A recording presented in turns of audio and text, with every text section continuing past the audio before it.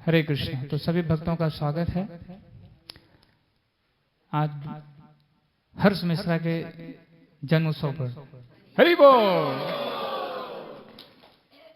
तो हम सब एकत्रित हुए हैं यहाँ पे।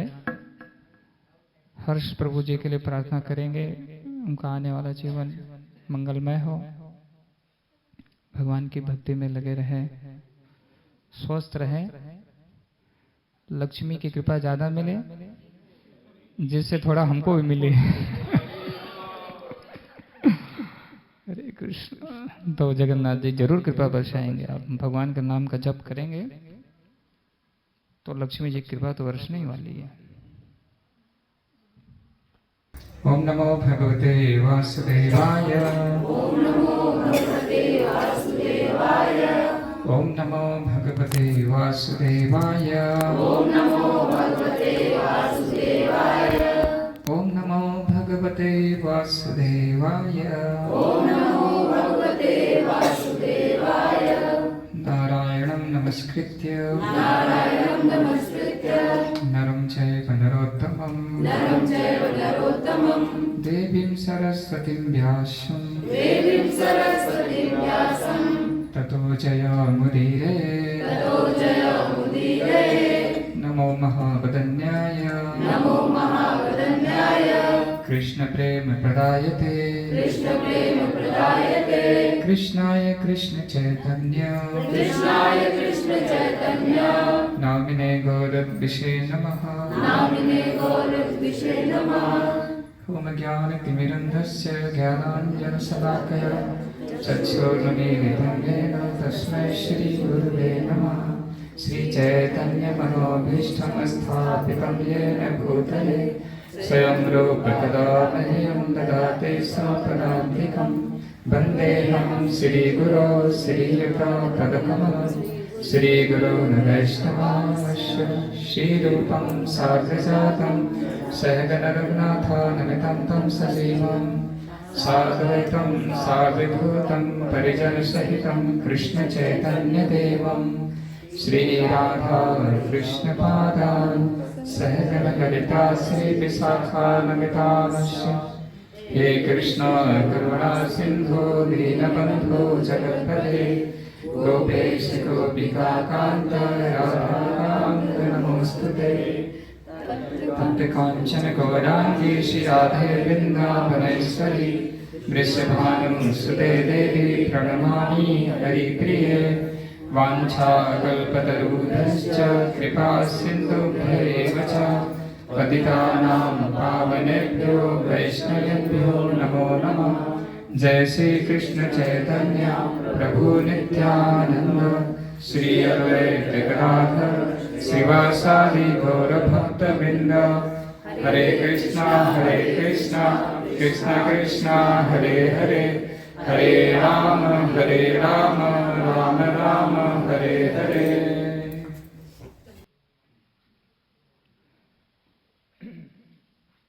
हरे कृष्ण।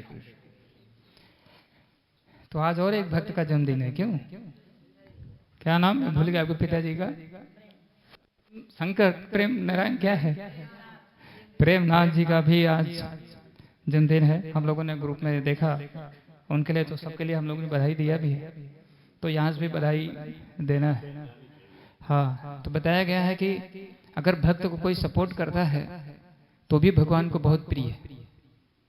तो प्रभु जी देखिए, उनका बच्चों को, माता जी को सहयोग करते हैं, तो इसका मतलब वो भी भगवान को बहुत, आप लोगों को भी जानना चाहिए कि भगवान को बहुत प्रिय है। ठीक है, मगर मेरे भक्तों के भक्त तो और मुझे अत्यंत प्रिय है।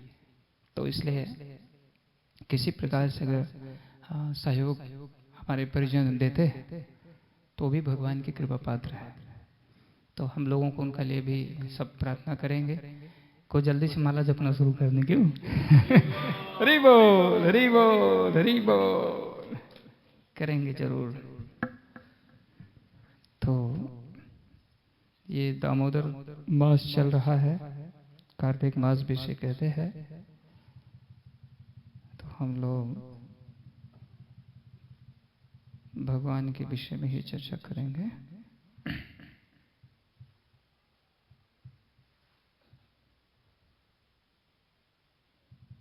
तो एक श्लोक का पाठ करेंगे हम लोग। एवं संदर्शिता हि अंग हरिणा भृत्यवस्यता स स्ववसेन अपि कृष्णेन यस्य इदं स ईश्वरम् एवं संदर्शिता हि अंग हरिणा भृत्यवस्यता स्वावसेन अपि कृष्णेन यस्य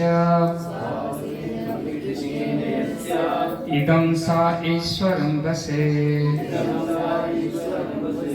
एवं इस प्रकार संदर्शिता प्रदर्शित किया गया ही निसंदेह अंग हे महाराज परीक्षित हरिना भगवान द्वारा भृत्यवस्यता अपने सेवक या भक्त की अधीनता स्वीकार करने का गुण स्ववसेन जो केवल अपने बस में रहे अभी निसंदेह कृष्ण द्वारा यस्य जिसके इदम संपूर्ण ब्रह्मांड स ईश्वरम शिव तथा ब्रह्मा जैसे शक्तिशाली देवताओं सहित वश में हे महाराज परीक्षित शिव जी ब्रह्मा जी तथा इंद्र जैसे महान एवं उच्चस्थ देवताओं समेत यह संपूर्ण ब्रह्मांड भगवान के बस में है। फिर भी भगवान का एक दिव्य गुण है कि वह अपने भक्तों के बस में हो जाते हैं। यही बात इस लीला में कृष्ण द्वारा दिखलाई गई है। कुछ समझ में आया?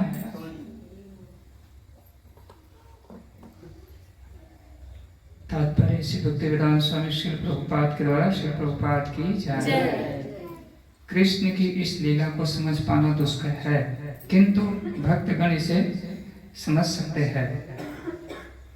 इसलिए कहा गया है भगवान अपने भक्तों के बस में होने का गुण प्रदर्शित करते हैं। ब्रह्म संहिता में कहा गया है एको अप्यसेव रचयितुं जगदन्ध कोटि यच्छ अस्ति जगदन्ध छायादन्तः अंडांतरथ परमाण चयांतरस्थं गोविंदम आदि पुरुषम हम भजामि। अपने एक अंश परमात्मा से भगवान असंख्य ब्रह्मांडों एवं अनेक देवताओं को नियंत्रित करते हैं, फिर भी वे अपने भक्त द्वारा नियंत्रित होने के लिए राजी हो जाते हैं। उपनिषदों में कहा गया है कि भगवान मन से भी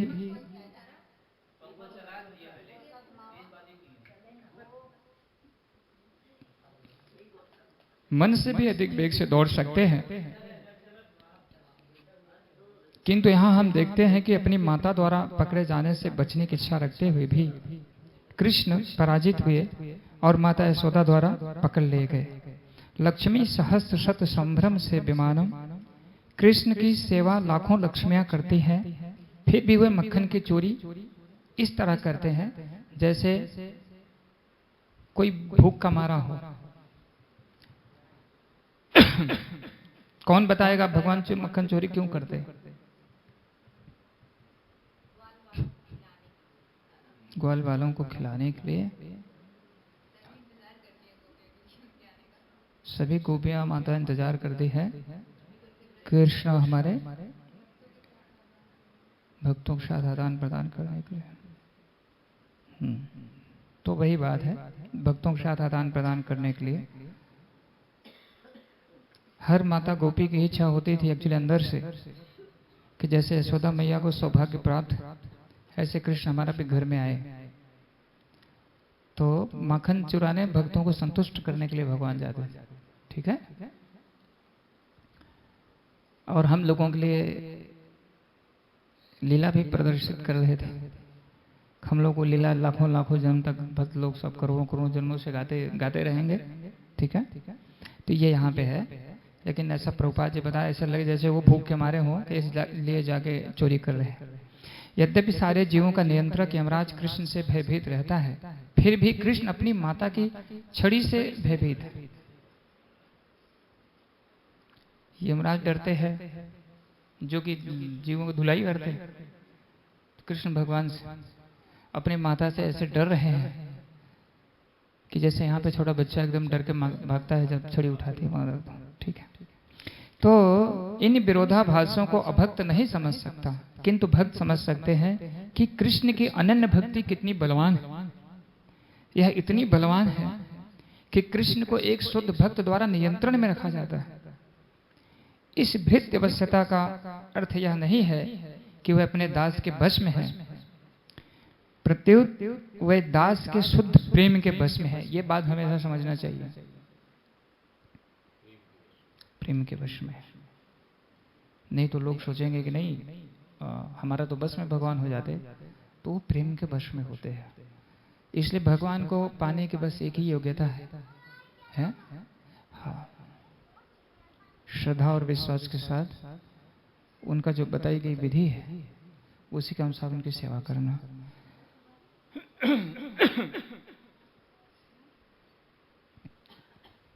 भगवत गीता में कहा गया है कि कृष्ण अर्जुन के सारथी बने। अर्जुन ने उन्हें आदेश दिया, सेनयोर भयोर मध्य रथम स्थापय में अच्युत। हे कृष्ण, आपने मेरा सारथी बनना और मेरे आदेश का पालन करना स्वीकार किया है, अतः मेरे रथ को दोनों सेनाओं के मध्य खड़ा करो। कृष्ण ने तुरंत इस आदेश का पालन किया। हाँ, तो अनंत कोटि ब्रह्मांड नायक। लेकिन यहाँ भगवान दिखा रहे हैं अपने भक्त की रक्षा करने के लिए। इसलिए जो यहाँ पे बता रहे हैं तात्पर्य में जो सबसे अच्छा गुण है कि भगवान भक्त के बस में हो जाते हैं। एक छोटी सी लीला भी इसमें मैं जोड़ूंगा। महाराष्ट्र की एक भक्त थी, उनका नाम था सखूबाई, वहाँ पे बोलते हैं। तो वो जिस घर में जन्म ली थी, ये बीच बीच में मोबाइल भी बेचारा बोलता रहता है। साइलेंट कैसे करे? साइलेंट कर लो तो अच्छा है। हमको लगता है जब लोग शरीर छोड़ेंगे ना, बाजू में सर के पास मोबाइल जरूर होगा, पक्का है। और उसी में वायरस बन के आएंगे, मुझे लगता है वापस लौट के। गजब का चीज हो गया है ना, सही है कि नहीं? सब कुछ छूटे लेकिन मोबाइल नहीं छूटना चाहिए, वो पास में होना चाहिए, है कि नहीं? तो उनका जिस घर में जन्म हुआ था, उनका बड़ा गरीब परिवार, उनके माता पिता ब्राह्मण का घर में उनका जन्म हुआ था, लेकिन बहुत गरीबी थी। थोड़ा दूरी पे दूसरा एक गांव था, उसमें भी एक ब्राह्मण परिवार था, उसकी पत्नी थी और उसका एक बच्चा था। लेकिन ये तीनों जो है महान दुष्ट थे। दुष्ट मतलब समझते ही हैं, हालांकि दुष्टता की भी एक सीमा होती है, तो ये थोड़ा महान ही दुष्ट थे। पूरा गांव में झगड़ा लड़ाई और सब अपने धन था उनका पास में, बहुत घमंड था। तो बच्चा धीरे धीरे बड़ा हुआ, विवाह के योग्य हुआ। तो जहाँ तक चूंकि गांव वाले सब जानते थे, तो गांव वालों ने जो भी जिनके रिश्तेदार है, जो भी संपर्क में थे, बोले देखो इसका घर में विवाह नहीं करना। तो ये जो बच्चे के पिताजी ने ब्राह्मण देव जी थे, वो थोड़ा परेशान होके तो घूमते घूमते दूसरे गांव में पहुंच गए, जिस गांव में ये माता जी का जन्म हुआ था। उनका घर पे गए तो अतिथि स्वीकार, मतलब वो बड़ा अच्छा से स्वागत किए, बैठाए उनको। बोले महाराज बताइए कैसे आना हो? बोले कि मैं आपकी कन्या से अपने बच्चे का विवाह करना चाहता हूँ। तो बड़े खुश हो गए वो। खुश जैसा हो गए कि हम लोग तो गरीब हैं, हमारी कन्या जाएगी बड़ा घर में। हर माता पिता वही सोचते, मेरे बच्चे जहाँ जाए वहाँ पे सुखी रहें। तो बड़े प्रसन्न हो गए, लेकिन उन्होंने कहा देखिए भाई हमारे पास तो, हम लोग तो गरीब हैं, हमारे पास कुछ है नहीं। तो बोले ठीक है, हमें कोई आवश्यकता नहीं है। उस समय जब जिस समय की बात है तो विवाह जल्दी होता था, लेकिन बच्ची कुछ समय अपने घर पे रहती थी। बाद में 12-13 वर्ष में विवाह हो जाता था, और उसका बाद में 16, 17, 18 जो भी है वो लोग जाते थे अपने घर। तो विवाह हो गया और एक बार कन्या घर पे जाती है, फिर वापस आती है। तो जब विदाई हो गई, कन्या घर पे गई, तो जब ये लोग बोले ब्राह्मण देव अब आप कर दीजिए, बाद में शानी हो जाएगी, बच्ची आएगी। लेकिन उसका जो सासू बोलेंगे ना, हाँ, वो महादुष्ट थी।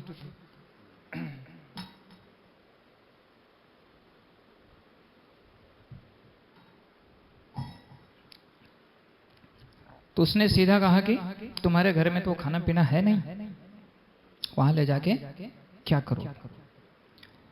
और फिर ये सासू ससुर उसका पति, तो जो सासू थी, किसी किसी घर में देखा जाता है कि माताएं एकदम क्या करती है, सबके ऊपर कब्जा जमा के रखती है। तो माता जी लोग बहुत हैं, कोई लोग अपने ऊपर मत लेना, कब्जा जमाना भी नहीं चाहिए, ठीक है, प्रेम से रहना चाहिए। तो उसके सामने हिम्मत नहीं किसका बोलने का, ना उसका बेटा बोल सकता है और ना बहू, नहीं बहू तो बोल, उसका ससुर मतलब उसका पति और बेटा दोनों। तो उसका साथ में वो मैंने बताया ना महदुष्ट थी। अभी पता नहीं ऐसा तो यहाँ भी सुने बहुत दिन हो गया, लेकिन सुनने में आता है कभी कभी है कि सासू लोग जो है बड़ी तकलीफ देती है बहू को। तो उन्होंने क्या किया कि उसको अनेकों प्रकार के काम देना और खाने पीने के लिए पूछना नहीं। और व्यवस्था ऐसी थी उस समय कि जल वगैरह कुआं से नदी से भर के ले आना पड़ता था। तो अनेक प्रकार से लोग कष्ट दे रहे थे। धीरे धीरे मैं इसको छोटे में बताऊंगा, थोड़ा कथा तो लंबा है। तो उसको हर तरह से प्रताड़ना देते थे, मतलब उसका तीनों लोग मिल करके। तो धीरे धीरे वो दुबली हो गई, मतलब ना घर से आए थे तो ऐसे ही कम उम्र था, ठीक है। और उसके जो माता पिता थे वो जल्दी आ नहीं सकते थे, दूरी थी पैदल। ऐसा समय बीतता गया। कोई भी ऐसी कमी जब पा जाती थी तो हमेशा वो बिना बोलने का होता ना कि हाँ खाली यही देखना, गुस्सा ही करना है किसी को, तो वो अनेकों प्रकार से वो कर सकता है। तो इसका दिन बीत रहा था। ये जब आ रही थी इनका साथ में एक इनका पिताजी ने भगवान का अर्चा विग्रह दिए थे, और वहां पे विट्ठल बोलते हैं भगवान को, नहीं कृष्ण। तो जब वो अकेले होती थी तो विट्ठल जैसे बातें करती थी, है सारा जो दुख तो कुछ कहती नहीं थी, और मन में यही सोच के हमेशा खुश मतलब ये रहती थी। इतना होने के बाद में वो दुखी नहीं रहती थी। उसका कहना था कि सोचना था कि जो कुछ हो रहा है विट्ठल जी का कृपा से हो रहा है, और विट्ठल जी चाहेंगे तो हमारा सब ठीक हो जाएगा।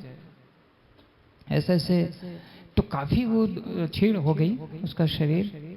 और एक दिन क्या है, वो सासू उसकी देखेगी ये किससे बात कर रही है, कौन है घर में। तो आई तो एक दिन तो देखी तो पता नहीं लग पाया, दूसरा दिन आई तो देखेगी अरे वो बात तो उन्होंने विट्ठल जी को देख लिया और विट्ठल जी को हाथ से छीन ली वो है। और बोले इससे तुम क्या बात करती हो। तो माता जी ने कहा देखिए आप कितना भी मुझे कष्ट दीजिए लेकिन भगवान जी को हमारे कुछ मत कहिए। तो उस दिन वो मतलब गुस्सा बोली है, तब तक तो बोली नहीं थी। इन्होंने क्या किया, विट्ठल जी को ले लिया और ले जाके बाहर फेंक दिया। उसका पति जी से भी जाके कुछ बोली तो भी आगे उसको पिटाई किया। ऐसे चलता रहा। तो गांव की जो माताएं थी जब ये पानी लाने के लिए जाती थी तो उनको धीरे धीरे ये सब बातें पता लग गई। तो एक माता जी ने पूछा नहीं अभी नहीं। तो फिर वो आई तो देखी कि एक संकीर्तन यात्रा जा रही थी, भक्त लोग कीर्तन करते हुए पंढरपुर जा रहे थे। और उसको हृदय में हो गया कि अभी तो मुझे लगता है कि मर ही जाना होगा, तो कम से कम एक बार तो विट्ठल जी का दर्शन जरूर कर ले। लेकिन उसके जो सासू और पति और ससुर हैं वो पूरा अनाज के दूध जैसे हैं, पूरा एकदम ठीक है। तो लेकिन इसने निर्णय ले लिया और उसी संकीर्तन के साथ में निकल पड़ी। तो कुछ ज्यादा समय हो गया तो सासू उसका ढूंढने लगी, पूछी कहाँ गई, इतना देर से पानी भरने के लिए गई थी, आई नहीं। कोई तो एक व्यक्ति आके संदेश दिया कि वो तो संकीर्तन यात्रा में जा रही है। तो इसने तुरंत अपने पति को लिया और बेटे को, चलो जाके उसको देखी। ऐसा ही बहुत छेड़ हो गई थी वो कीर्तन में जा करके। लेकिन फिर मैं ये बताना चाहूंगा, इतना सब कुछ होने के बाद में भी कीर्तन में नृत्य करते हुए एकदम बढ़िया से जा रही। ये सासू देख इसको और आग लग गई, ये देखो हमारा घर का ऐसे आगे इधर नाच रही है और घर में कह रही, सब लोग बोलते हैं बीमार है। उसको बाल को पकड़ करके खींचते हुए मारते हुए है उसको घर पे लेके आती है। घर पे लाके और एक खंभे में उसको बांध देती। एक तो उसका शरीर ऐसे ही सुकुमार और दुबला बीमार भी था, ऐसा रस्सी से बांधती है उसको, गड्ढे शरीर में हो जाते हैं। और बोलती है अपना बेटे को और उसको, इसको 15 दिन भोजन, जब तक वो यात्रा का जो चल रहा है समय, तब तक इसको भोजन नहीं देना है। वो खड़ी होकर फिर ये लोग चले जाते हैं। वो रोती है और प्रार्थना करती है विठल जी से, बोलती है कि लगता है कि मेरा तो शरीर छूट जाएगा, लेकिन मेरी यही एक अभिलाषा है, एक बार आपका दर्शन मुझे मिलना चाहिए विठल जी। मतलब भगवान से प्रार्थना कर रही है, आपसे मुझे आपका एक बार दर्शन मिलना चाहिए, कैसे होगा क्या होगा, ऐसा ऐसा करके वो मतलब बहुत रोती रहती है। तो भगवान कहते हैं जो भक्त मेरा चिंतन करता है मैं भी उसका उसी रूप से चिंतन करता हूँ। तो उधर भगवान का हृदय में भी एकदम जलन, वो जो मतलब उसका कष्ट के हिसाब से उनको गुस्सा भी आया और कृपा के लिए।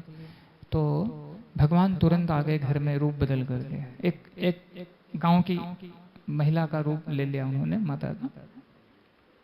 आके बोले आपकी क्या हाल है। वो कहे चलो विठल जी का दर्शन कर लें। तो और जोर जोर से रोने लगी, बोली हम कैसे विठल जी का दर्शन करने जा सकते, देखिए हमारी क्या दशा है, और मुझे तो लगता है कि इस जीवन में विठल जी के दर्शन नहीं मिलेंगे।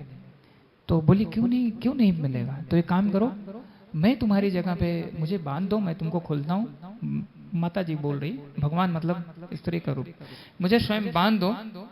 तो तुरंत उनको खोले और उन्होंने तुरंत उनको बांध दिया। कौन बधा? स्वयं भगवान बध गए। अभी देखो भक्त के लिए क्या क्या कर सकते हैं भगवान। और ये जो है निकल गई, बोली लेकिन दर्शन करके वापस आ जाना। तो बोले ठीक है। इतनी मुश्किल आई जो है डंडा लेके उसके ससुर, और कम से कम बहुत गाली दी उसको, प्रेतनी पिशाचनी, तुमने कुल को बदनाम कर दिया है, ये वो। चुपचाप सुन रहे। अच्छा, और ये गई दर्शन करने। तो इनको जैसे विठल जी का जब दर्शन हुआ, तो अभी शुद्ध भक्त होते ना भगवान को, हम लोग तो भगवान के सामने जाएंगे तो कुछ तो संशय ही होने लगेगा कि भगवान जैसा करेंगे वैसा करेंगे, क्या होगा। भगवान के रूप को देख करके आप इतना प्रसन्न हो गई और उन्होंने तुरंत प्रतिज्ञा किया अब इस शरीर में, अब देखो इतना मतलब वो भूल गई कि मैं किसी को बांध के आई हूँ। भगवान के सौंदर्य को और भगवान को उस स्थान को दिव्यता से पहुंच, अब इस शरीर में वापस नहीं जाऊंगी। और यहाँ 15 दिन तक जब बधे थे, उसके बाद खोला गया तो सासू एक डंडा लगाई खींच के, चल काम कर ठीक से। सब भगवान गए, चौका बासन माजना धोना जो भी है XYZ, नदी पे जाके मटके में जल भर के ले आना, ये सारा कार्य शुरू कर दिए। ठीक, बढ़िया से कर रहे हैं। लेकिन हुआ क्या कि 15 दिन के बाद जब उसकी सासू बोली चल भोजन बना, जब भोजन बना के सामने आया और जब वो लोग मुंह में डाले, वो तीनों का तो एकदम बोले कि कैसा है, अभी तक तो ऐसा प्रसाद हम लोग खाए नहीं। तो बोलते हैं आज सखो क्या हो गया है तुम्हारे हाथ में। तो भगवान धीरे धीरे मुस्कुराते, कुछ बोलते नहीं है। बोलते मैं तो जैसे पहले बनाती थी अभी ऐसे ही बनाई, ठीक है। तो लेकिन क्या हुआ, कभी लोग भगवान के बनाए हुए हाथ का और भगवान का, भले भगवान शरीर बदले हुए हैं लेकिन सानिध्य प्राप्त हुआ, धीरे धीरे परिवर्तन होने लगा और ये कार्य चलता रहा। इधर क्या हुआ, इनका जो गई थी दर्शन करने, शरीर तो छीड़ था, अब भगवान का सामने गई, इन्होंने ऐसा प्रार्थना किया, इनका शरीर इन्होंने छोड़ दिया, शरीर छूट गया। तो जहाँ शरीर छूटा, जहाँ पे ये माता गिरी थी, गांव का भी कुछ लोग यात्रा में गए थे, तो उसमें से एक ने देखा, अरे ये तो हमारे वो ब्राह्मण की बहू है।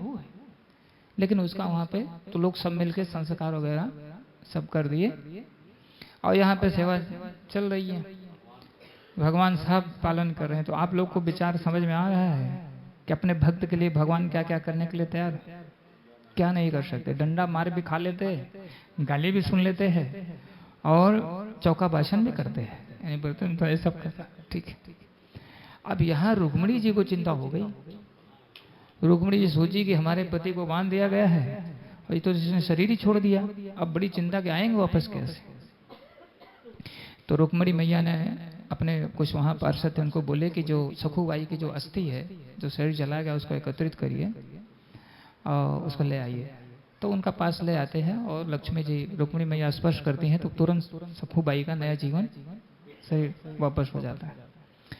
फिर वो प्रणाम करती हैं तो रुक्मिणी माता बोलती हैं, देखो आपने प्रतिज्ञा लिया था कि इस शरीर में आप अपना गांव वापस नहीं जाओगे, लेकिन अब आपका शरीर बदल गया है, कृपा करके जाइए। और जो सखी को वहां बांध के आई हो ना, वो सखी नहीं है, हमारे प्रभु हैं, तुम्हारे भगवान, उनको बांध के आई हो, जाके उनको छोड़ो। अब ये लगी रोने, इतना बड़ा अपराध, मैं भगवान को बांध के आ गई, मेरे लिए भगवान क्या क्या किए होंगे। तो जैसे भागते भागते भागते भागते गांव के बाहर ही, जहाँ पे सारी माताएं गांव की जल भरने के लिए जाती थी,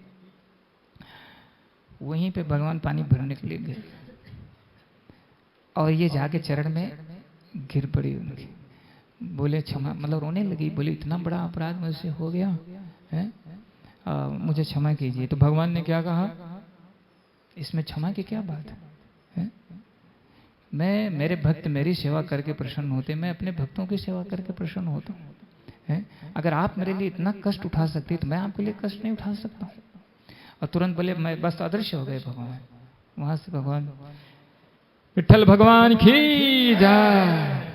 तो बाद में वो रोते रोते घर पे, उसको पता नहीं चला अभी क्या सासू और फिर ये राक्षसनी फिर वही व्यवहार करेगी क्या है। लेकिन गए तो वो लोगों का हृदय भगवान के संसार से एकदम बदल चुका था। इतने में जैसे आई, वो एक ब्राह्मण जो वहां पे देखा था कि मर गई है, वो भी आ गया। अरे बोला, तुम्हारी बहुत मर गई, मैंने अपने हाथों से उसका संस्कार कराए, तो प्रेतनी कोई आ गई घर में प्रेत बन के। सब लोग डर गए, बोले ऐसा, बोले हाँ। तो सब लोग इकट्ठा हो गए, बोले तुम बताओ, तुम मरी गई थी वहां पे। तो उसने हाथ जोड़ करके बोला और रोने लगी, बोले हाँ, मैं शरीर छोड़ दी थी और घर में भगवान आए थे मेरे बदले में, जिन लोगों से आपने चौका भाषण, मतलब जो भी ये भोजन पानी सेवा लिया। और रोते रोते उसको बहुत रोना आ रहा था। और फिर उनको छोड़ने के लिए रुक्मिणी मैया जी ने पुनः मुझे जीवन दिया है, इसलिए मैं वापस आई हूँ। ये सत्य घटना है कि मैंने शरीर छोड़ दिया था। तो जो उनके सासू, पति और ससुर, ठीक, ये तीनों जन उनका चरण में गिर गए कि मुझसे बहुत बड़ा अपराध हुआ है, मुझे क्षमा करिए। तो मैंने इस लीला को इसलिए लाया, हम लोग इस जगत में अनेकों प्रकार से जितने लोग बैठे हो, आप सब सोचो ना, किसी किसी सहारा बनाते हो कि नहीं बनाते। हर आदमी सुरक्षा के लिए सोचता है? लेकिन असली सुरक्षा के लिए किसको आश्रय बनना चाहिए? भगवान को है। शायद इस प्रकार से कोई किसी का रोल अदा करना संभव नहीं है कि जाके मार भी खाए और ऐसा, और भी इतना बड़ा, मतलब इतने स्वामी, यहाँ तो दूसरा कोई सोचेगा अरे मर गया तो कोई शायद मर गया, जाने तो अभी क्या जाने गया, तो गया काम से, ठीक है। लेकिन भगवान ऐसे नहीं है, इसलिए हमें भगवान का सानिध्य लेना चाहिए। तो इस लीला में, ये लीला बहुत ही भक्त करोड़ों करोड़ों वर्षों से इस लीला का गुणगान करते चले आ रहे हैं। क्या है? भगवान अपने भक्त के अधीन हो जाते हैं, लेकिन प्रेम के अधीन हो जाते हैं।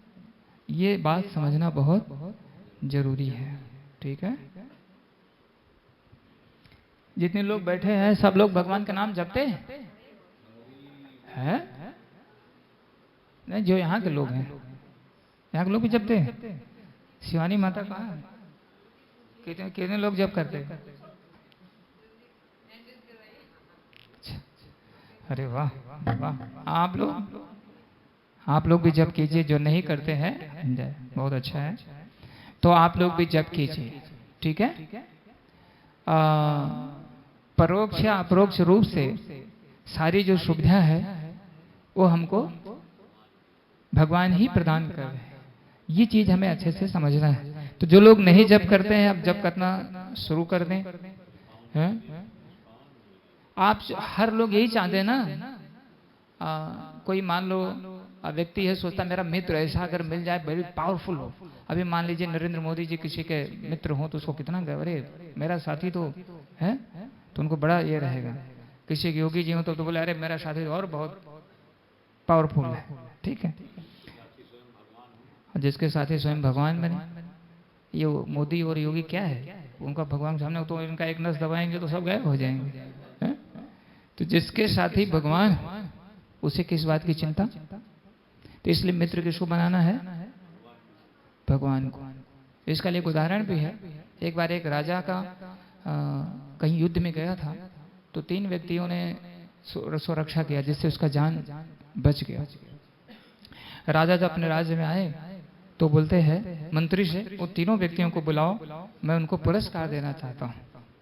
मंत्री जी ने कहा ठीक है। सभा लग गई, तीनों को बुलाया गया। पहले एक व्यक्ति से पूछा गया, राजा ने कहा आपको जो चाहिए मांग लो। तो उसने कहा कि मुझे 30 बीघा जमीन दे दीजिए, मेरा काम हो जाए। बोले ठीक है मंत्री जी, इनको कहीं भी जहाँ इनको पसंद आए दे दो। दूसरा है, बोले देखिए मुझे जमीन तो है मेरे पास में राजा जी, लेकिन मुझे 50 लाख रुपए आप व्यवस्था कर दीजिए तो मेरा जीवन अच्छा हो जाए। बोले ठीक।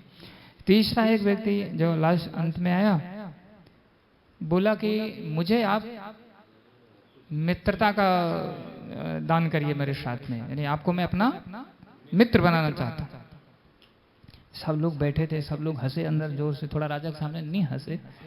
बोले आशा मन में, बोले कहाँ राजा भोज, कहाँ गंगू तेली, और देखो ये जो आया मित्रता, ये नहीं कुछ रुपया पैसा मांग लेता जीवन धन हो जाता। तो राजा जी ने कहा ठीक है, मैंने तो वचन दिया है, आपकी मित्रता को स्वीकार करता हूँ। सब गए घर पे, तो इसकी भी पत्नी इंतजार कर रही थी। आज गए हैं तो बढ़िया माला माल होकर के आएंगे। सबको गए, सबकी पत्नी खुश हुई। इसका बोली क्या लेके आए हो, क्या मांग के लाए राजा? तो बोले मैं मित्रता करके आया। तो अपनी भाषा में उसने गाली दिया। अब मैं तो उसको बोल नहीं पाऊंगा, उसने कुछ तो गाली दिया।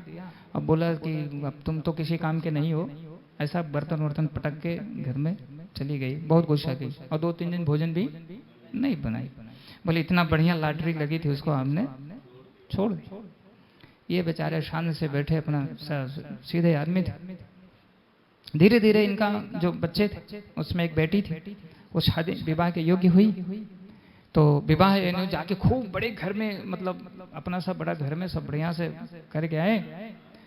और उसके बाद इन्होंने जब 15-20 दिन बाकी रहा तो राजा जी को एक पत्र लिखे, मेरे मित्र, मेरे बेटी की शादी है और मैं चाहता हूँ, देखो मित्रवत में क्या होता है, उसमें छोटा बड़ा का बात नहीं होता है, उसमें बराबरी होती है। तो उसमें एकदम जैसे आदेश दिया जाता है। तो बोले आप, मैं चाहता हूँ 15 दिन का पहले से आप आके मेरे साथ में यहाँ सारी व्यवस्थाओं में संभालिए, लोगों को बैठा लीजिए। आप लोग थोड़ा आगे आ जाइए तो अच्छा रहेगा, जगह हो जाएगी पीछे बैठने की। ठीक है। तो राजा मंत्री ने पढ़ के सुनाया पत्र। मंत्री ने कहा देखिए ऐसी ऐसी बात है और आपको जाना है। ठीक है, तकलीफ तो नहीं है बैठने में? अगर तकलीफ थोड़ा इनको आगे पीछे कर लीजिए। ठीक है, वो तो बाद में कर लेंगे, बैठ जाइए वहां पर प्रसाद रख लीजिए। ठीक है। हरे कृष्णा कृष्णा कृष्णा हरे हरे, हरे राम राम राम हरे हरे। तो बैठ जाइए।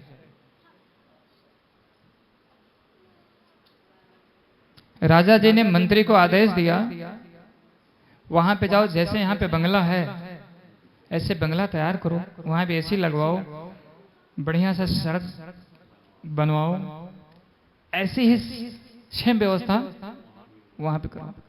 अब तो पता है ना कि अगर कहीं आना होता है प्रधानमंत्री हो, इसको तो सब रातों रात सब व्यवस्था ठीक है। वहां जा करके सारी व्यवस्था, और फिर राजा गए और हाथ मिलाए अपने मित्र से कंधे से कंधा, बोले जितनी कुछ भी आवश्यकता है आप सिर्फ आदेश कीजिए, आप बताइए मुझे, तीनों में कौन व्यक्ति ज्यादा लाभप्रद रहा है? चालू है सब, फायदा तो सब पहले देखते ना। तो यही बात है, बिल्कुल सही है, फायदा देखना भी चाहिए, लेकिन ऐसा फायदा देखना चाहिए जो वास्तव में हमारे लिए सही तरीके से लाभप्रद। इसलिए श्री कृष्ण भगवान को अगर हम अपने जीवन में ला लेते हैं, उनसे कुछ मांगेंगे तो मान लो भगवान दे देंगे, लेकिन अगर भगवान को ही अपना मान लेते हैं तो इस प्रकार से एक ही बार का नहीं रहा, अब तो मित्रता हुई ना आजीवन। तो इस प्रकार से इस भाव में व्यक्ति को समझ, तो आप लोगों को मैं बोल रहा था जो लोग अभी माला जप नहीं कर रहे हैं, तो अपना समय को आपको गंवाना नहीं चाहिए, ठीक है। समय अगर गंवाएंगे तो बाद में पछताएंगे। आत्मा ना अमर होती है, बस इंसान का वो बदलता है, शरीर, आत्मा नहीं। ठीक है ना, तो आपका भी बदलेगा ना, आत्मा शरीर बदलेगी ना। जी बिल्कुल। हाँ, तो ये जो जितना शरीर आपने देखा धारण करना अच्छी बात है। हाँ अच्छी बात अच्छा, आप अपने और दीजिए किसी को, वो बताए। शरीर बदलता है, लेकिन सबसे अच्छा इंसान का शरीर होता है, क्योंकि पास में मतलब हम उनके रूप में आपका हरे कृष्ण। आपका कहना है सारे शरीरों में मनुष्य शरीर अच्छा है, इसमें हम भगवान को समझ सकते हैं, भगवान के साथ संबंध को समझ सकते हैं। लेकिन दूसरा बात है, क्या शरीर बदलना, जो दूसरा शरीर हमको धारण करेंगे, वो क्या अच्छी बात है? अच्छी बात है या नहीं है? बोलिए बोलिए, कुछ तो अच्छी बात नहीं है। क्यों नहीं है? कारण जानेंगे तो अच्छा है ना। अच्छा है, बताइए बताइए बताइए। सॉरी, क्या हरे कृष्ण। शरीर धारण करना क्यों अच्छा नहीं है? कौन बताएगा पीछे? अभी ये माता जी बताएं जिनका गोद में बच्चा है ये माता जी बताएं। बोलिए बोलिए, कुछ तो बोलिए कुछ तो बोलिए। ठीक है, बेटा बेटी जो भी हो, इससे क्या फर्क है? अभी तो सुन रहे ना, सब आत्मा है। ओके, चलिए, वो कुछ और कोई बोलेगा तो देखिए। चलिए ठीक है, अब मैं बता देता हूँ आप सबको, सब लोग समझ गए ना। एक तो माता जी ने कहा शरीर धारण करना अच्छी बात। क्या नाम आपका? वैशाली। वैशाली माता जी ने बताया कि शरीर धारण करना, शेर बनना अच्छा है, चूहा बनना अच्छा है, बाज बनना अच्छा है। कितने लोग इस समर्थन में हैं इनके बातों में कि शेर और चूहा ये सब बनना अच्छा है? कितने लोग हैं समर्थन में? कुछ लोग तो बेचारे को समझ ही नहीं रहे, बोले पता नहीं क्या चल रहा है समझ में आता भी नहीं है जल्दी। तो शरीर धारण करना बिल्कुल अच्छी बात नहीं है, इसलिए अभी आपको पता नहीं है, तो इसलिए आपके माध्यम से सबको संदेश देना चाहते हैं कि जब बच्चा माँ के गर्भ में रहता है उसको अपार कष्ट होता है। हम सब माँ के गर्भ में रहे हैं और इतना कष्ट होता है कि वो भगवान से प्रार्थना करता है, कृपया करके मुझे इस कष्ट से बाहर निकालिए। और फिर उसे बाहर का दुख याद ज्यादा, अपने 100 जन्म की, जैसे आपने कहा कि आत्मा शाश्वत है, तो उसको पूरे अपने कई जन्मों की कष्ट को याद आ जाता है। तो वो चाहता नहीं कि गर्भ से बाहर निकलें, लेकिन भगवान की ऐसी व्यवस्था है कि बच्चे को जन्म लेना पड़ता है। तो भागवत में बताया गया है माता और बच्चे को दोनों को अपार कष्ट होता है। कभी कभी बच्चा तो इतना कष्ट होता है कि मर जाता है, मतलब जीवन छोड़ देता है। ठीक है, तो ये पहले कष्ट, वो कष्ट ऐसा है, एक बॉक्स में आपको ऐसे घुटना और ये सब करके बंद कर दिया जाए, उसमें आप सीधे ना हो पाइए, धनुआ आकार में। कितनी देर रहना पसंद करेंगे ऐसी अवस्था? बिल्कुल कोई परेशान हो जाएगा। ठीक है, तो जन्म इसमें इसलिए रामायण में बताया गया जन्मत मरद। आज जन्म भी है ना बीरू जी, वास्तव में जन्म की खुशी नहीं मनाना चाहिए, सच्चाई बात तो ये है। चूंकि जन्म लेना अच्छी बात, तो बल्कि अब जन्म ना हो उसकी तैयारी करनी चाहिए। ठीक है ना। उसके बाद बच्चा बोलते हैं ना कि जब करवट लेता है तो लोग बहुत खुश होते हैं, नहीं कुछ समय वो करवट भी नहीं ले सकता है और बोल भी नहीं सकता है। अगर हम लोग अभी ऐसी अवस्था में हो जाएं, मच्छर काट रहे हैं, भूख लगी है, कोई दर्द हो रहा है, तो वो सब याद करिए उस परिस्थिति को, कितना कष्ट होगा उस समय। ऐसे कष्ट से हम लोग गुजरे हैं, कुछ सालों तक ऐसे भी पड़े रहते हैं। उसके बाद 4 पहिया से चलते हैं, मतलब दोनों हाथ दोनों पांव से चलते हैं। ठीक है, और उसके बाद फिर धीरे धीरे 2 पहिया भी हो जाते हैं। उसके बाद हरे कृष्णा, ध्यान दीजिए, इसी कारण से तो उत्तर हम ठीक से नहीं दे पाते, समझ नहीं पाते, ना हमारे जीवन में बताया जाता है, अगर कहीं बताया जाता तो समझने का प्रयास नहीं करते। ये जानना बहुत जरूरी है। जन्मत मरत दुसह दुख होई। आप सब जितने लोग हो अपने भविष्य के लोग के टेंशन में हो कि नहीं हो? भविष्य के लिए चिंता है कि नहीं है? भविष्य में तो समझ रहे हैं ना, आने वाले समय में मेरा विवाह कहाँ होगा, मेरी नौकरी कहाँ लगेगी, क्या संग होगा, शरीर में कोई बीमारी तो नहीं हो गई, कुछ होता तुरंत इसको चेक कराओ, ये करो वो करो, है इसने गाली दी दिया, इसने ऐसा कर दिया, उसने वैसा कर दिया, सब लेके है लोग चिंतित कि नहीं है? बल्कि यहाँ तक करते हो आप अपनी व्यवस्थाओं को मनाने के लिए रोज जब अगरबत्ती सुलगाते हो तो सुख संपत्ति घर आवे, कष्ट मिटे तन का, ओम जय अम्बे गौरी। ठीक है, जो ये अम्बे जी की आरती जो कोई नर गावे, कहा तो शिवानंद स्वामी सुख संपत्ति घर आवे, जो ही है। ठीक है, तो सबको चिंता है, लेकिन इतना सब प्रार्थना प्रयास करने के बाद भी बीमारी भी आ जाती है, समस्याएं भी आ जाती हैं, वृद्धावस्था भी आती है, और टेंशन के लिए तो कहना नहीं है। ठीक है ना।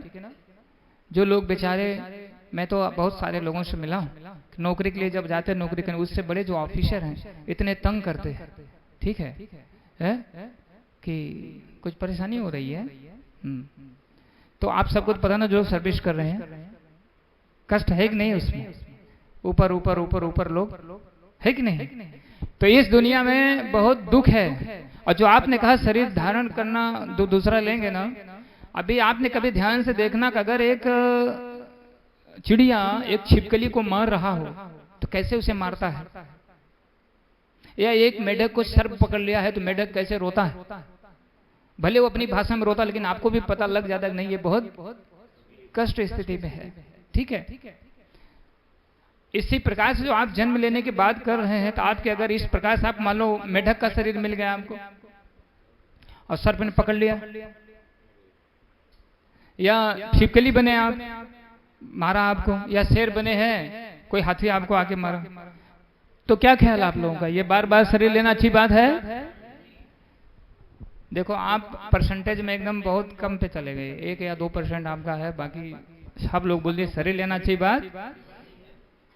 तो इसलिए आत्मा शाश्वत है, तो शरीर न ले कैसे, इस विषय में विचार करना। दूसरा, एक माता जी ने कहा था कि मनुष्य शरीर अच्छा है, मनुष्य शरीर अच्छा, लेकिन तब ये अच्छा है जब जन्म मरण के रोकने की तैयारी कर दी जाए, तो वापस हम जन्म नहीं लेंगे। जब ये तैयारी कर दे तब ये जीवन सार्थक है। और खाली अगर इतना करते रहे, भोजन ढूंढे दिन भर, निद्रा, बच्चे उत्पन्न करना, सुरक्षा करना, अगर इतना करते हैं, इतना कुत्ता भी करता है, बिल्ली भी करता है, चूहा भी, शेर, सब अपने अपने स्तर से सब कार्य करते हैं। कौन सा? निद्रा, भोजन, सुरक्षा और बच्चे उत्पन्न करना। मनुष्य तो 1 साल में 1 बच्चे उत्पन्न करता है। कुतिया, हम लोग कितनी दूर तक देख सकते हैं? बाज, हम लोग कितना खाते हैं? 4 रोटी 5 रोटी। कभी थोड़ा 2 रोटी ज्यादा हो गया तो बोलेंगे नींद ज्यादा आ रही है, सोने दो। ठीक है, लेकिन हाथी कितना खाता है? 1 टन खाता है। आप कितना देर दौड़ सकते हो? घोड़े से तेज दौड़ सकते हो? लेकिन मनुष्य जीवन इसीलिए उपयोगी सार्थक है जब हम भगवान की सेवा में लगे, अपना जीवन को सार्थक करें। तो हमारी प्रमुख समस्या, मैं इसलिए इस वीडियो को दिखाया कि हम सबको अपनी प्रमुख समस्या को समझना है। क्या मच्छर काट रहे हैं? हाँ, मच्छर नहीं काटेंगे, थोड़ा काटने दीजिए, नींद नहीं आएगी लोगों को। नहीं, मच्छर नहीं काटेंगे तो सो जाएंगे लोग। हरे कृष्णा कृष्णा कृष्णा हरे हरे, हरे राम राम राम हरे हरे। तो हम सबको होशियार होना पड़ेगा। हम लोगों की एक ही लालसा है, विशेष रूप से जो नवयुवक बच्चे हैं उनका एक लालसा है, नौकरी कमाएंगे, बढ़िया से विवाह करेंगे और पिकनिक मनाएंगे, आराम की जिंदगी होगी। लेकिन वास्तव में सच्चाई नहीं है। आराम का जिंदगी होगा इसलिए नहीं, किसी भी व्यक्ति का अगर केवल भोग मानसिकता समझते हैं, शारीरिक स्तर पे इंद्रिय तृप्ति, वो व्यक्ति कभी स्थिर नहीं रह सकता। पहले ये चीज ध्यान देना चाहिए। वो व्यक्ति का कभी भरोसा नहीं है, क्योंकि अगर खाली भोग वृत्ति शास्त्र नियम का कुछ ऐसा पालन नहीं है तो अनेक जगह पे वो अपनी इंद्रियों को तुष्ट करने का प्रयास करेगा। हरे कृष्णा। ये अगरबत्ती जलाने के चक्कर में कथा मत छोड़िए, ठीक है? तो आने वाले बच्चों का भविष्य सुंदर कैसे बनेगा? जब वो ये जो बार बार शरीर परिवर्तन हो रहा है, इस पे वो रुकावट डालने की तैयारी करेंगे। विशेष रूप से जब तक आपका शरीर हिष्ट पुष्ट है, जब तक शरीर में बीमारी नहीं है, तब तक आप अच्छे से भगवान की भक्ति कर सकते हैं। और जितने ही आप भक्ति से दूर आचरणों को सीख लेंगे, कहते हैं फाइल को डिलीट करने वाले, यहाँ से डिलीट तो आराम से हो जाएगा, लेकिन यहाँ से डिलीट करना इतना आसान, जब करने बैठेंगे पूरी जीवन की हिस्ट्री याद आएगी। ठीक है, यहाँ तक बताया गया जब मृत्यु भी होती है जिसकी, मृत्यु के समय भी उसे सब कुछ याद आ जाता है। ठीक है, लेकिन अभी से अगर हमें प्रयास करेंगे और धीरे धीरे हमारी चेतना शुद्ध हो जाती है, फिर हम भगवान को समझ सकते हैं, अपने आप को समझ सकते हैं। और जो इस जगत में हम आनंद लेना चाह रहे हैं, इससे करोड़ों गुना जो दिव्य आनंद है वो भगवान के धाम में है, भगवान के पास है। तो आप सब भगवान के पास चलने की तैयारी कर सकते हैं। मनुष्य जीवन का यही उद्देश्य है। धर्मो हि तेषाम अधिको विशेषो धर्मेन हीना पशुभिः समाना। अगर मनुष्य धर्म के नियम का पालन करता है तभी वो मनुष्य है। धर्मेन हीना पशुभिः समाना। आप लोग भले कितने सुंदर हो, कितने अच्छा कपड़ा पहनते हो, कुछ भी बड़ा पोस्ट है, शास्त्र कहता है कि ऐसे लोगों का जीवन पशु के समान है। एक टीचर अपने विद्यार्थी से पूछे कि बेटा बड़े होकर क्या करोगे? बोले प्रभु जी पढ़ाई करके क्या करोगे? बोले नौकरी करूंगा, पैसा कमाऊंगा। बोले पैसा कमा के क्या करो? बोले हम दो हमारे दो। बोले उसके बाद? बोले उसके बाद क्या? ठीक है, तो अगर हमारी ट्रेनिंग सही नहीं है, हम कुछ समझ नहीं पाएंगे, तो बस इसी उद्देश्य में पशुवत जीवन जी करके। और ध्यान रहे, ये जो इंद्रिय तृप्ति का सिलसिला है, ये जगत में कोई भी व्यक्ति ये दावा नहीं कर सकता है मैं 20 साल भोजन किया, मुझे भोजन नहीं चाहिए। ठीक है, मैंने 20 साल सो गया, मुझे नींद नहीं चाहिए। ये कोई दावा कर सकता है? हाँ, तो यहाँ पे इंद्रियां कभी तुष्ट होने वाली नहीं है। और जो आजकल चल रहा है अब विशेष रूप से सब बताना जरूरी है कि जो हमारे नवयुवक पीढ़ी है वो लोग अनेकों प्रकार से इंद्रियों को तुष्ट करने का व्यवस्था प्रयास कर रहे हैं, नए नए तरीकों को निकाल रहे हैं। आप सब उसको जानते ही होंगे, क्योंकि आजकल मोबाइल बाबा है ना सब कुछ बताने के लिए, इसलिए ज़्यादा तो बताना नहीं है, ठीक है। लेकिन एक कथा के माध्यम से आपको बताना चाहूँगा। एक ऋषि थे जिनका नाम था सौबर मुनि जी, और नदी का, गंगा का जल के अंदर तपस्या कर रहे थे। काफी समय लंबी तपस्या उनकी हो गई थी, उनको पूरा दाढ़ी बाल बड़ा आ गया था, मतलब उम्र उनका हो गया था। अचानक उन्होंने मछली को क्रीड़ा करते हुए देखा, तो उनके मन में आ गया, अरे ये क्या तपस्या कर रहा हूँ, ये तो जिंदगी व्यर्थ है, चलो बाहर विवाह करेंगे, एकदम आनंदमय जीवन जीना। समझिएगा आप लोग ध्यान से। तो ऋषि जी बाहर आ गए। बाहर आ गया, अब उनका तो उम्र बहुत ज्यादा हो गया है। तुरंत एक राजा के यहाँ पहुंचे, राजा मंधाता जी। बोले कि उनका स्वागत सत्कार के राजा बोले, ब्राह्मण देव जी कैसे आना हुआ? बोले हमें विवाह करना है। राजा जी बड़े बेजाय संकोच हो गए, तो बोले मैं इसमें क्या कर सकता हूँ महाराज? बोले आपकी बेटी से करना है। अब तो और डर गए, बोले, तो उन्होंने आइडिया लगाया कर बोले डायरेक्ट ना बोल दूंगा तो खतरा हो जाएगा, श्राप दे देंगे। तो बोले जो बिटिया हमारे आपको पसंद कर लेगी उसके साथ आपका विवाह। तो तुरंत ऋषि जी भी बुद्धिमान थे, उन्होंने भी समझ लिया, तुरंत अपनी तपस्या से एकदम 16 वर्ष की अवस्था में आ गए। सुंदर बोले भवन में जाइए, राजमहल में। राजमहल में गए, राजा जी को 50 कन्या थे। सब कन्या आपस में झगड़ गई। जैसे एक ने कहा कि नहीं ये तुम्हारे जीजा जी हैं, दूसरे कहा नहीं नहीं हमारे जीजा जी नहीं है, ये तुम्हारे जीजा जी हैं। ऐसा करके मतलब 50 झगड़ गई। तो 50 कन्या ने वरण कर लिया सौबर मुनि जी का। सौबर मुनि जी अपनी तपस्या से जाके अनेकों मतलब जो भोग की वस्तुएं होती हैं, सुंदर महल, ये सब सारी व्यवस्थाएं हो गई। आप लोगों को जो नवयुवक लोग ऐसा ही इच्छा है ना, ऐसा करेंगे वैसा करेंगे, ठीक है। तो मुझे हंसी आ गई, मुझे भी जब ये ज्ञान नहीं था तो मैं भी यही सोचा था कि विवाह करके गोवा जाएंगे पिकनिक मनाने के लिए। तो आप लोग हंसेंगे।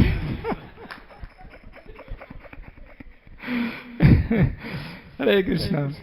तो जब तक व्यक्ति अज्ञानता में रहता है, देखो ये मेरा यहाँ कहने का मतलब नहीं है, मेरा कहने का मतलब आपको समझना है। मेरा ये कहना नहीं है कि आप लोग विवाह या ऐसा गृहस्थ जीवन मत जाइए, ये सब कहना नहीं, ऐसा नहीं कहना है। तो वो वर्षों वर्षों बीत गया, कितना कई ऐसा ऊंची सतयुग की त्रेतायुग की कथा है, हजारों वर्ष तक भोग किए। ये मैं कथा इसलिए लाया हूँ कि जो अभी हम लोग एक सुनहरा मौका है कि भगवान की नजदीकी बनाने का, वो हम समझ नहीं पा रहे।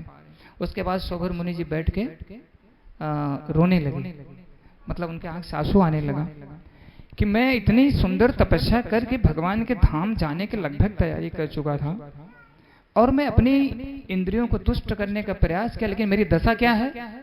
मेरी दशा ऐसी है कि जैसे हवन यानी लकड़ी जल रही उसमें घी डाला जाए, तो ये उसी प्रकार से जो वासना है और तेजी से प्रज्वलित, मतलब और प्रज्वलित हो रही है, ये तुष्ट होने का नाम नहीं ले रही। ये इस जगत की सच्चाई है। यहाँ कोई प्रेम यहाँ कोई नहीं है। यहाँ क्या है? मुझे खजुली हो रहा है तो आप इधर खजुलाओ, तो फिर आपको खजुली, हम खजुलाएं, मतलब समझिएगा हमारा जो साफ उद्देश्य मैं बता रहा हूँ कि इंद्रिय तुष्टि की जो भावना है उसको हम खाली प्रेम का नाम देते हैं, वास्तव में वो वासना है। ठीक है, आप लोग कहेंगे पूरा ब्रह्मचारी क्लास दे रहे हैं प्रभु जी आप। तो वास्तव में ब्रह्मचारी क्लास नहीं, ये सबके लिए अच्छा से समझना है। आप अपने आश्रमों में रहिए, लेकिन आप सच्चाई को जानिए। हमारा असली जो उद्देश्य है, जहाँ वास्तव में हम संतुष्ट होंगे, जहाँ वास्तव में आनंद में हम डूबेंगे, ठीक है, और ऐसा आनंद जो कभी समाप्त, प्रतिदिन बढ़ता जाएगा, वो है भगवान की भक्ति करना।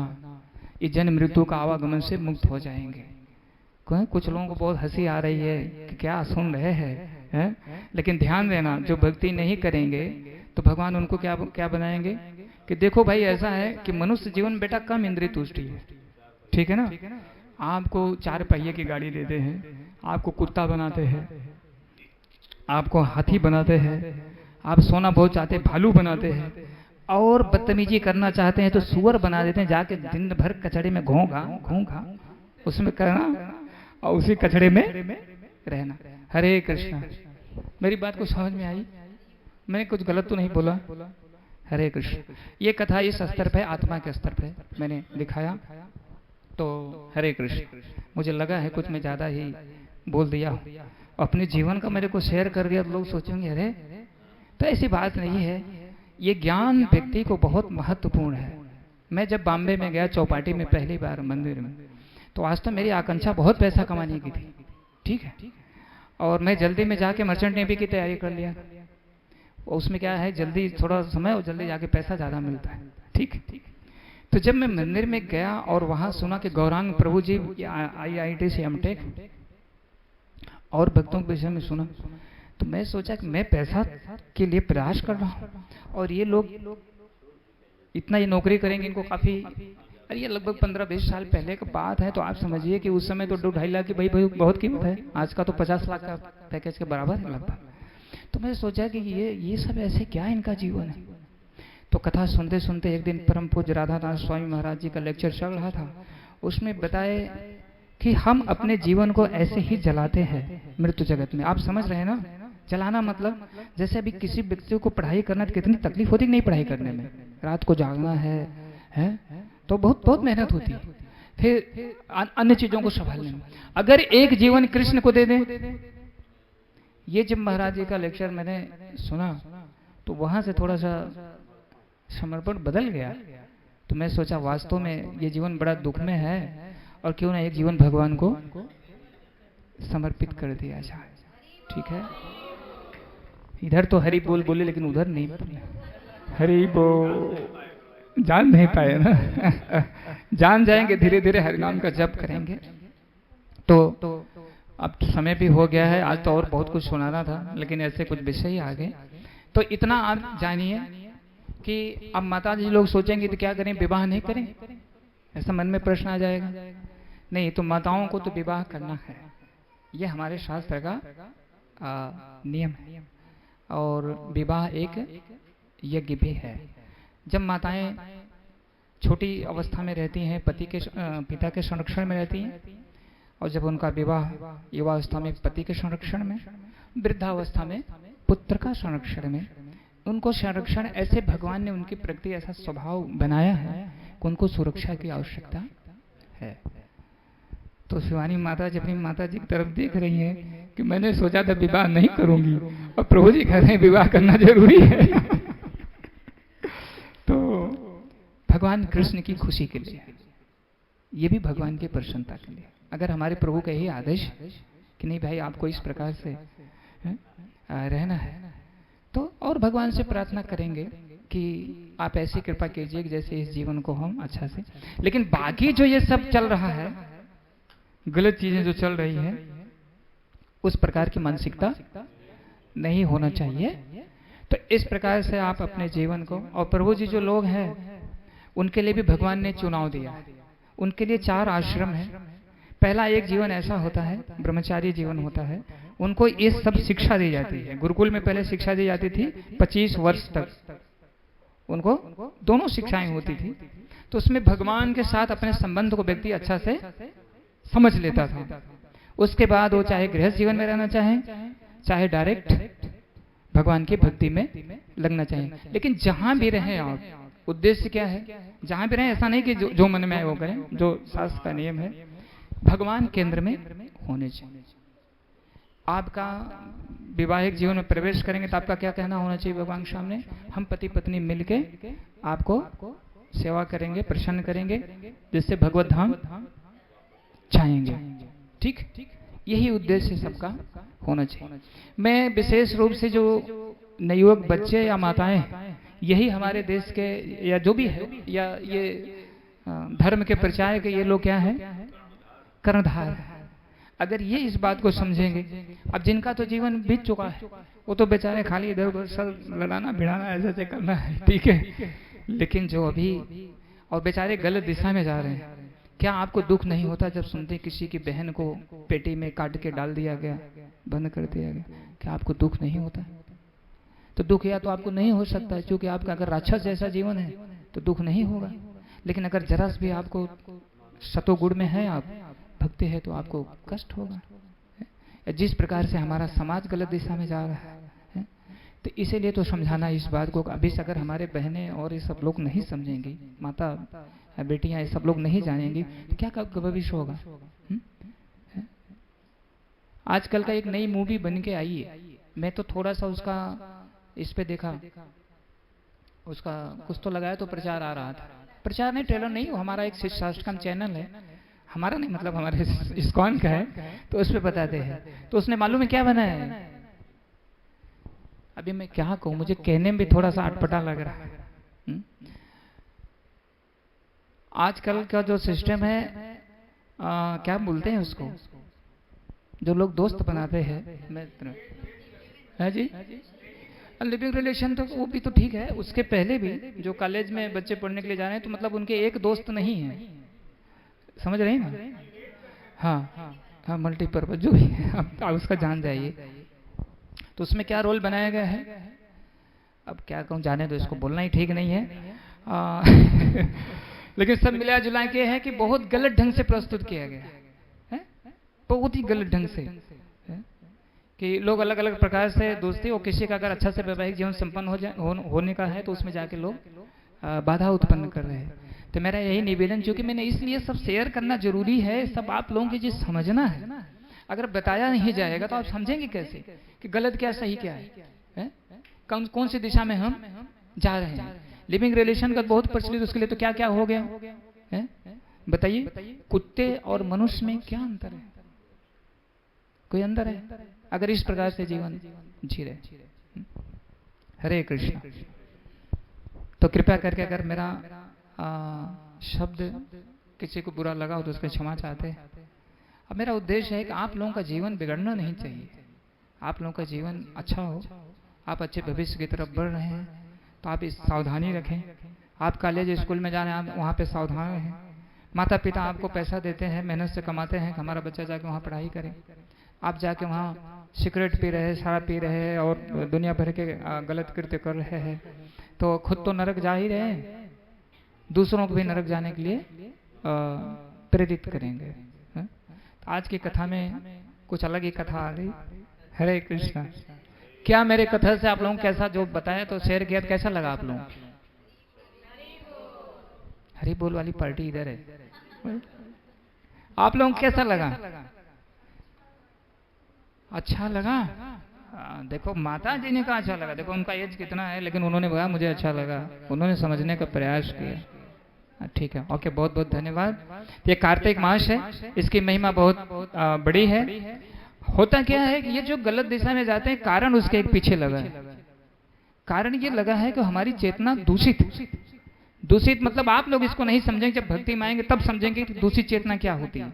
ठीक है, आप लोग कभी कभी जब मन में ऐसा अनुभव किए होंगे कि ये काम मुझे नहीं करना चाहिए, फिर भी उस काम करने के लिए विवश हो जाते हैं, ना चाहते हुए वो काम कर बैठते हैं, ना चाहते हुए मन वहां जाता है।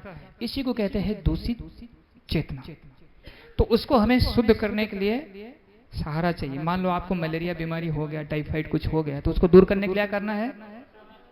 दूषित चेतना को दूर करने की भी दवाई है, वह है भगवान का संग। भगवान का संग मतलब भगवान का नाम, भगवान का नाम का जप करना है, जिससे ये जो गंदी दूषित चेतना है वो धीरे धीरे खत्म हो जाए और शुद्ध चेतना में आ जाए। तो भगवान के नाम का जप करना पड़ेगा। और ये कार्तिक महीने में भगवान ने ऐसी व्यवस्था दे दिया है कि अगर ये जो दीपदान, इसमें विशेष रूप से महत्व है, अगर आप एक बार भी दीप दिखा देते हैं भूल से या कैसे भी भगवान को, तो कल भी मैं बताया था 60,000 करोड़ वर्ष के लिए आप भगवान का धाम में आप चले जाते हैं, उनका निजी संग आपको प्राप्त होता है। कैसे? एक बार दीपदान अर्पण करने से। दूसरा, उसका कल एक और उदाहरण बताया था।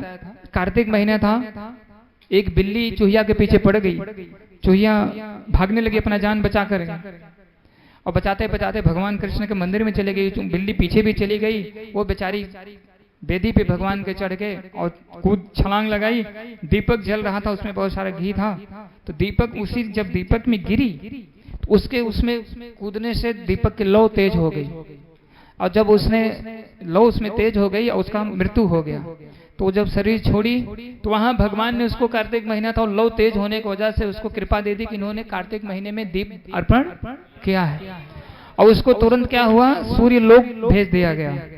सूर्य लोक में जाके कुछ समय रही, उसके बाद उसको सूर्य वंश में महारानी बनने का अवसर प्राप्त हुआ।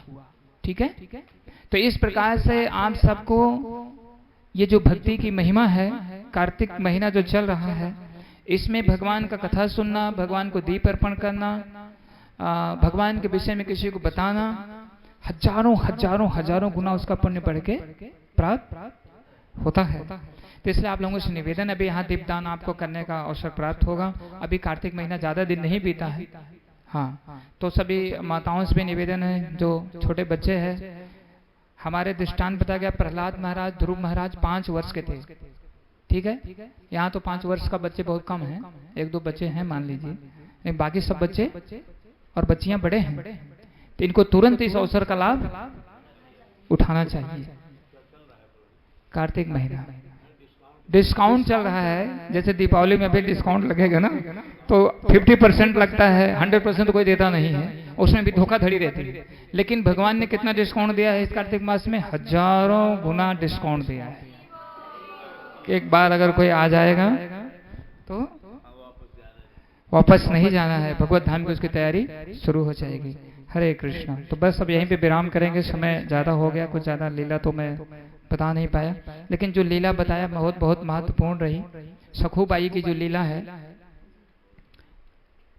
जो लोग सासू बनने वाली हैं वो भी अच्छा से जान लें कि बहू को तकलीफ नहीं देना है।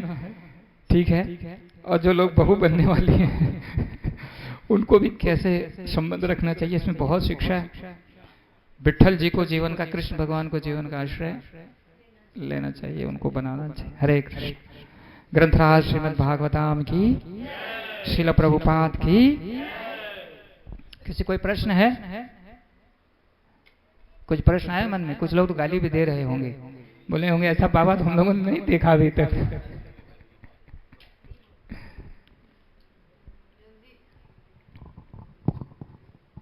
हरे Krishna. Thank you so much प्रभु जी, बहुत सुंदर आपने लेक्चर दिया। बस ये है प्रश्न, जैसे कोई भी जब माला करने, हम बोलते हैं कि माला करना, तो उनका ये होता है कि माला क्या, हमारे मुंह पे तो हमेशा भगवान का नाम है। जब अच्छा, हम देखो तो हम भगवान का नाम लेते हैं, माला जल्दी हम माला उठाएं या माला पे ही करें, उस पे उनको हम, या उस समय हमारा क्या। इनको बैठाओ। ये बहुत सुनने में आता है, जब माला जप करने के लिए बोला जाता है तो लोग बोलते हैं हम तो हमेशा नाम लें। ये सबसे बड़ी झूठ है, सबसे बड़ी झूठ है। आप जितना हमेशा नाम लेते हैं हमें अच्छे तरीके से पता है और भगवान को भी पता है आप कितना देर नाम ले। एक माला तो करने में मन लगता नहीं, जबकि आप लेके बैठते 72 जगह भटकते हैं और करें हम दिन भर नाम लेते हैं, आप सिद्ध पुरुष हो गए हैं। गलत बात है, ऐसा नहीं होता है। देखो पहली बात। दूसरी बात, भगवान ने बताया है कि कैसे धर्म के नियम का पालन करना है। तो चैतन्य महाप्रभु जो स्वयं भगवान है, उन्होंने बताया कि माला के ऊपर जप करना, नाम आप लीजिए अति उत्तम है। मैं नहीं कह रहा हूं उसको लेने में कोई आपका ये है, तो मैंने बताया कि लेना संभव नहीं है, तुरंत मन भटक जाएगा। एक दिन मैं बस में था तो मेरी माला तो कहीं तो कुछ ऐसा हो गया था, 2-1 माला बाकी था, तो मैं सोचा लाओ अभी क्या करूं, ऐसे गिनता हूं, ये कभी पूरा ही नहीं हो रहा है माला। समझ रहे हैं, भूल भी हो जा रही, कुछ और हो जा रहा है। तो ये वास्तविकता है।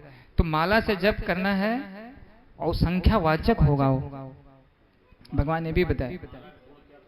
माला का पहला गुण ये है, जब उसको आप हाथ में ले लेंगे तो उसकी विशेषता है कि 108 बार वो महामंत्र आपसे करा ही देगा। इसकी ये गुणवत्ता है, ठीक है ना। और माला नहीं ले रहेंगे तो नहीं कराने। दूसरी बात, ये विधान है, माला के ऊपर ही जप होना चाहिए 108 बार, उसमें भी कारण है पहली बात। और संख्यावाचक होना चाहिए, जो विशेष बात है हम कितना अभी 500 का 2000 की नोट तो बंद हो गई, 500 की चल रही है। अगर कोई ला के आपको बंडल ऐसा दे दे कि लो मैं ऐसा ही दे रहा हूँ, बाद में आप जाओगे अपने घर पे पानी लगा लगा के और उसको बांधोगे और ले जाके 1 2 3 लाकर और चाबी तकिया के नीचे, ठीक है। तो ये भौतिक चीजों की इतना बहुत ध्यान देते हैं, ये तो आध्यात्मिक खजाना है। तो कृपया करके जो माला पे जप नहीं करेंगे, नाम जप नहीं कर पाएंगे और धर्म के नियम का सही से पालन भी नहीं कर पाएंगे। इसलिए भगवान का आदेश है कि माला के ऊपर जप करना चाहिए। तो हम सब लोगों को माला के ऊपर ही जप करना, माला में भी पावर आ जाता है इसके ऊपर जप करने से, ठीक है। हाँ, डिस्काउंट का महीना है। अगर अभी कोई माला शुरू कर देगा, एक माला जप का 1000 माला का कम से कम फल प्राप्त होगा।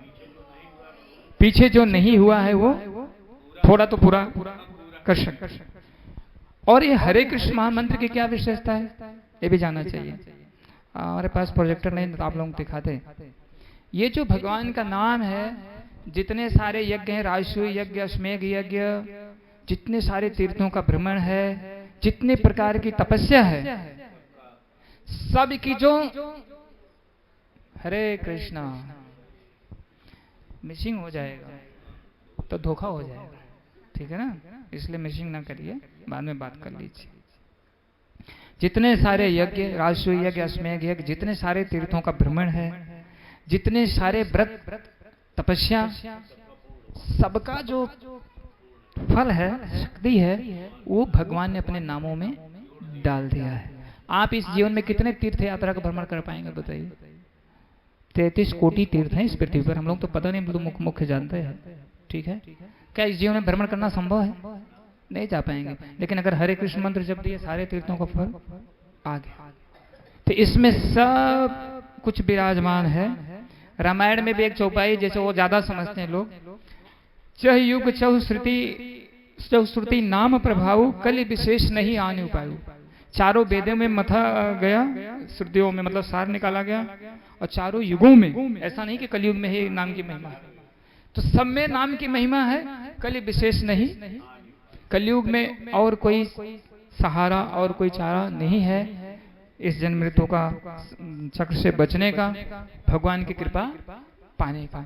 इसलिए आप लोगों से निवेदन है, हरे कृष्ण कृष्ण कृष्ण हरे हरे, हरे राम राम राम हरे हरे। ये भगवान का मोबाइल नंबर है। आप लोग किसी से मित्र होते हैं, बोलते हैं कि दीजिए, तो इसी प्रकार से भगवान का मोबाइल नंबर है। तो भगवान से क्या बात करेंगे? भगवान का तो बहुत ऊंचा स्तर है, हम लोग तो बहुत तुच्छ है। भगवान से बस यही बात करनी है, हे नाथ, पता नहीं कितने जन्मों से मैं दुष्टता करके आपसे दूर घूम रहा हूँ, कृपा करके आप अपनी सेवा प्रदान कीजिए। बस एक ही प्रार्थना होनी चाहिए। क्या होनी चाहिए? कृपा करके अपनी सेवा लगाइए, प्रदान कीजिए। और कोई प्रश्न? जी,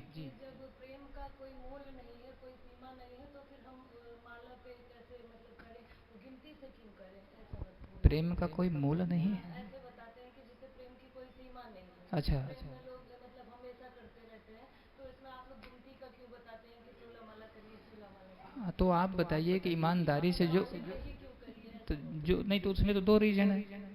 जैसे एक मैंने पहले बताया, मन नहीं भटकेगा, पहली बात, और मन तो भटकेगा मान लीजिए, लेकिन वो आप उस पे कि नहीं हमें करना ही है। जब हम 16 माला की प्रतिज्ञा कर लेते हैं, और जिन्होंने कहा कि प्रेम का कोई मोल नहीं है, वो ईमानदारी से बोलें कि कितना देर प्रेम भगवान का चलता है। वास्तव में प्रेम के स्तर आने के लिए ही माला जप कर रहे हैं। कृष्ण का नाम लेते ही मूर्छित हो जाएं, या कृष्ण विषय सुनते ही मूर्छित हो जाएं, बेहोश हो जाएं, उसके लिए ही अवस्था के आने के लिए ये कार्य किया जा रहा है। तो ये लोग को झूठा नाटक है। वो कितना प्रेम करते हैं, और जो प्रेम ही करेगा भगवान का। तो भक्ति विनोद ठाकुर को बोला, एक शिष्य थे वो प्रभुपाद जी का, या आगे बोले कि अब आपके इतना नाम, इतना आपने सेवा कर दिया, अब आपको नाम अंतिम समय में नाम लेने की जरूरत नहीं है, नाम मत लीजिए आप। उन्होंने रो करके बोला कि मेरी जिह्वा का अगर आप पकड़ भी लेंगे फिर भी रुकी नहीं रही है, ये रुकी नहीं रही है, अनुरोध भगवान का नाम ले। यही बात भक्ति विनोद ठाकुर ने कहा। वास्तव में भगवान का नाम के प्रति प्रेम होना ही सच्चा प्रेम है। और जिसको प्रेम हो जाए ये कहेगा कि मैं माला नहीं जपूंगा। तो ये तो नौटंकी बाज लोग हैं। सही बात ये है उनको कुछ करना नहीं है, खाली उनको क्या मारना है, डायलॉग मारना है, साजिया भाव मारना है कि जो करते हैं उनमें बाधा। तो वास्तव में इस स्तर को प्राप्त करने के लिए ये नाम जप भगवान ने हमको दिया है, ठीक है ना। लेकिन इतना आसान नहीं है। यहाँ नाम जप करने का प्रयास करने में मन बहुत जगह भग जा रहा है और यहाँ कह रहे हैं कि नहीं जरूरत ना है वह। तो प्रेम का मोल यही है। हमारे प्रभु चाहते हैं अगर हम प्रभु प्रेम कहते हैं नाम जपो तो नाम जप हमें करना है, ठीक है ना। तो ये सब लोग जो कहते सुनते रहे उनको आप बता दीजिए, वो खुद को करना नहीं दूसरे लोग कर रहे हैं तो उसको ज्यादा गंभीरता से लेना नहीं है। और कुछ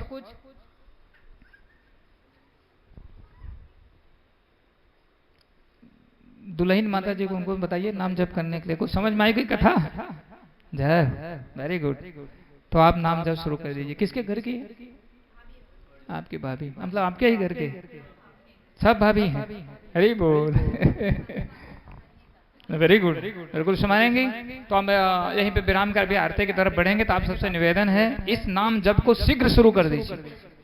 जैसे आत्मा का जब शरीर से अलग है तब आप मत मैं भी बच्ची हूँ, मैं अभी 16 साल का, मैं अभी 20 का, अभी नाम जप नहीं करना चाहिए। आप कुछ नहीं है, ये तो प्रकृति के द्वारा ये खाली बस जैसे आपने देखा वीडियो में खत्म हो गया। तो आप शरीर नहीं है, आप आत्मा है। माया के द्वारा एक प्रलोभन दिया गया है। इसलिए भगवान बाद में दांत तोड़ते हैं, आंख को फोड़ते हैं, कुछ करते हैं कि अब तो सुधरो, ठीक है, पहले सुधर जाना अच्छा है। हरे कृष्णा। बीरू प्रभु तुम्हारा भी कुछ प्रश्न है? कहता प्रभु जितना समझाए दिन है कब सारा आदमी नींद नहीं आएगी। धन्यवाद। ठीक है, मैं भक्ति में बचपन से था, ऐसा नहीं हो तो एक मैंने जीवन का मतलब बताया। मैं जब होश मुझे जहां तक है 7 साल 7 वर्ष का, तो मेरा काम था घर में बिना मतलब पूजा करना। उस समय मैंने जब बार बार बताता हूँ मैं हनुमान जी और दुर्गा माँ की पूजा करता था। उसके बाद लगभग मैं जब 12 साल का हुआ तो तभी से मेरी अच्छा अंदर इच्छा हुई। उस समय जो 12 साल का अवस्था में था तो उस समय एक्चुअली आर्थिक जो पोजीशन थी हमारे घर की, वो जैसे मैं सखूबाई का बताया तो ऐसे हमारे घर की बड़ी नॉर्मल पोजीशन थी, मतलब आर्थिक समस्या बहुत थी। तो जब मैं जाता था पूजा करने मेरे मन में भावना होती थी मेरे पास पैसा होता तो मैं भगवान को स्प्रे ला के मारता, बढ़िया ऐसा फूल चढ़ाता, बढ़िया ऐसा करता, ऐसा सब मन में सोचता था। और फिर सोचा जब थोड़ा थोड़ा और बड़ा तो मैं फिर सोचा कि मैं पैसा कमाऊंगा, एक सुंदर मंदिर बनाऊंगा। और जहाँ मंदिर बन रहा है उधर ही जब जाते तो वहाँ बाग थी, वहाँ घूमने तो उधर एक बार मुड़ के देखता था ये स्थान बढ़िया है, नदी यहाँ से नजदीक है, सुंदर बाग है, बाग तो अभी खत्म हो गई। तो सारी चीजों को सोचता था। और रामलीला कृष्ण उत्सव जो होता था तो उसमें बहुत बढ़ चढ़ के भाग लेता था। बच्चों को ले जाके कभी कभी स्थान पे चबूतरा वगैरह बनाना कि चलो यहाँ पे करेंगे, तो मतलब ये पहले से ही था है। और लेकिन ये जो और गंभीरता आई तो ये इस्कॉन में आने से और पूरा ये चीज को समझने से। और भगवान मैं यही सोचता हूँ कभी कभी, अब इतना बड़ा जो मंदिर बना, इतना बड़ा तो नहीं सोचा था जो कुछ समय हमारी क्षमता नहीं, लेकिन ये सोचा था अच्छा मंदिर। तो मैं कभी कभी जब टेंशन में होता हूँ कि मंदिर जल्दी बनना चाहिए, नहीं हुआ, तो फिर सोचता हूँ नहीं मैंने जो सोचा था जितना उतना भगवान ने दे दिया है उतना भी दे दिए हैं, लेकिन आगे और करना है। तो वास्तव में ऐसा था बचपन से। और हमारे माताजी और पिताजी ड्रामा होता था गांव में, तो उसमें हालांकि वो कंस का और रावण का रोल करते थे, ठीक है लेकिन रामायण रोज पढ़ना, रोज वो खाली रोल था, ठीक है। भजन कीर्तन अभी भी, अब तो बहुत वृद्ध, अब तो बोल नहीं 90 वर्ष का ऊपर हो गए, नहीं तो घर से अगर बोलेंगे तो मंदिर क्या, वो पुल का ऊपर नदी वहां भी कोई रहेगा, उसमें इतनी तेज उनकी आवाज थी। आवाज आज में भी कमी नहीं है, और इतना भजन गाते थे। तो मैं भी जब 12-14 साल हुआ ना तो पिताजी गांव में घरों में कीर्तन होता था, पहले भी तो बंद हो गया, मैं भी जाके पिताजी के सामने ही बैठ गए। और बड़े सरल थे, वो कुछ बोलते नहीं थे। ऐसे ये जीवन की घटना थी।